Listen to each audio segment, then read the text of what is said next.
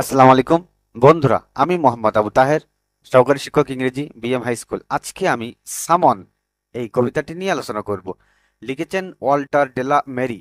তিনি জন্মগ্রহণ করেন এপ্রিল 25, 1873। Birth place London, United Kingdom. মৃত্যুবরণ করেন 22 জুন 1956। Resting place ST Paul's cathedral, London. Occupation poet, genre poetry. Nickname Jack. Spouse name Ellie Elfrida ইংপেন।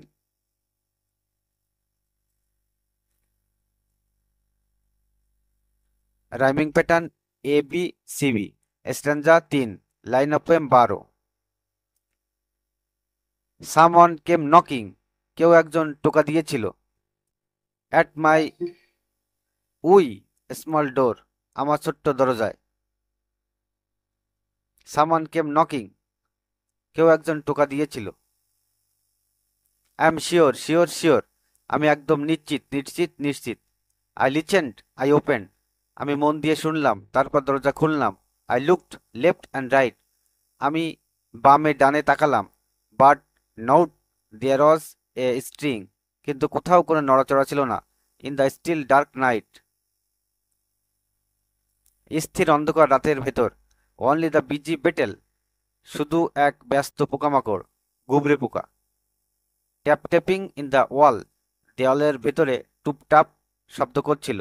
Only from the forest, শুধু বন থেকে আসছিল। দ্য স্ক্রিস অলস কল, চিৎকাররত পেশার ডাক। বিস্তারিত সার সংক্ষেপ। ওয়াল্টার ডিলামেরিয়ের সামন কবিতাটি একটি ছোট অথচ রহস্যময় কবিতা। এখানে একজন বক্তার অভিজ্ঞতার কথা বলা হয়েছে, যে এক রাতে অনুভব করে কেউ তার ছোট দরজায় টোকা দিচ্ছে। প্রথম স্তবকে বক্তা বলে, অন্ধকার রাতে সে স্পষ্ট শুনেছিল কেউ দরজায় টোকা দিয়েছে।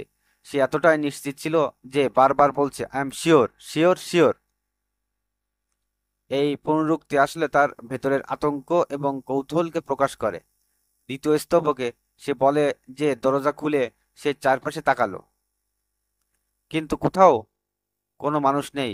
বাম দিকে, ডান দিকে, সামনের দিকে, সবখানেই কেবল নিস্তব্ধতা। রাত ছিল গভীর ও অন্ধকার, কোনো নড়াচড়া নেই, যেন পুরো পৃথিবী থমকে গেছে। তৃতীয় স্তবকে রহস্য ভাঙতে গিয়ে কবি বোঝান মানুষ ছিল না, কেবল প্রকৃতির শব্দ ছিল। দেওয়ালের ভেতরে গুবরে পোকা টুপটাপ শব্দ করছে, আর দূর বন থেকে একটি পেঁচা ডাকছে।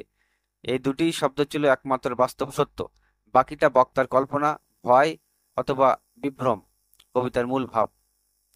কবিতাটি মূলত রহস্যময় পরিবেশ সৃষ্টি করে। শিশুসুলভ কল্পনা, ভয়, নিঃসঙ্গতা আর প্রকৃতির অদ্ভুত শব্দ মিলে এখানে অস্বস্তিকর অনুভূতি তৈরি হয়েছে।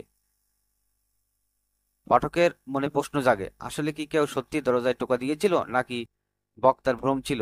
কবিতাটি শিশুদের জন্য লেখা হলেও এর গভীরে রয়েছে ভয়ের মনুষ্যত্ব ও অদ্ভুত নিস্তব্ধতার চিত্র।